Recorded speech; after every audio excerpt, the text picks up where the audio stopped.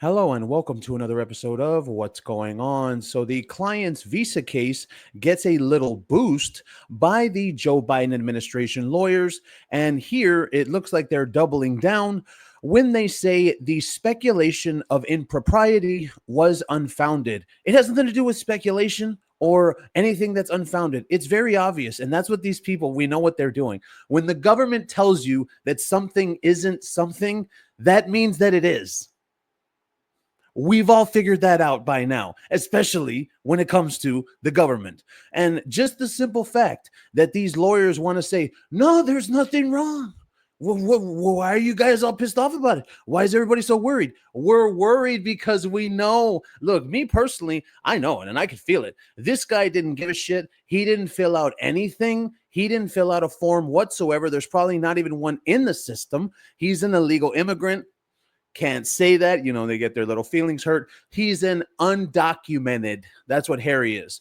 But when the government court filing read, the evidence before the court plainly sufficed to show that speculation of impropriety was unfounded. Well, that's kind of not even really the case in the first place, because Harry's the one that admitted to the use of narcotics because he's an idiot and he wants to look cool to people. And he'll be like, look, I use narcotics for therapy. Like, we all get it, okay? The government is hiding it for him. But this goes on. The public declarations provided the maximum amount of information about the documents without revealing non-public information about the client's immigration status, any immigration benefits that he sought, or any adverse action to which he was subject. It's just all of this jargon for the legal. That's what it is. Legal jargon. That's all they're doing. And it's very obvious to us normal people that have figured everything out now. Like, I don't want to get angry, right? Because when you think about it, I don't know if you do, but for me, like, I start getting pissed off when I realize that this guy is getting preferential treatment because he's the king's son. They argued that Heritage's purported evidence of government wrongdoing amounted merely to a bare suspicion. A bare suspicion? He literally admits it.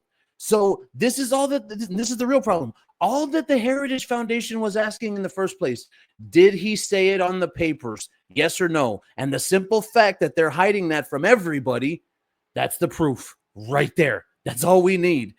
Which is insufficient to override the client's privacy interests. He has none. He's literally ruined all of his own privacy by doing what he did in the book, rubbing his wanger, thinking about his mommy with cream. The filing continues. Rather than take these declarations at face value, the court sought supplemental declarations and other materials that contain facts about the client's immigration status and entry to the United States. So based on these facts, the court did not find evidence of government impropriety. Yes, because the court told us, Joe Biden administration told us, yes, well, we didn't find anything. The guy that we're protecting, we looked into it. The government looked into themselves and they found out that the guy that they're protecting, there's not really anything wrong there.